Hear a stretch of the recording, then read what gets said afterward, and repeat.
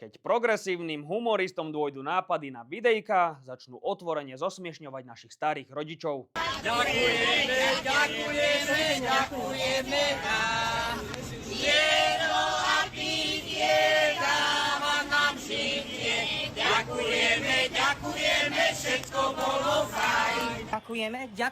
Ďakujeme vám.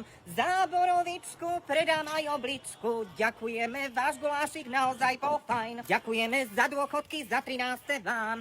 Hoď nič nemáme, nič nenecháme. Ani vnukom, ani vnučkám, to tu bude raj.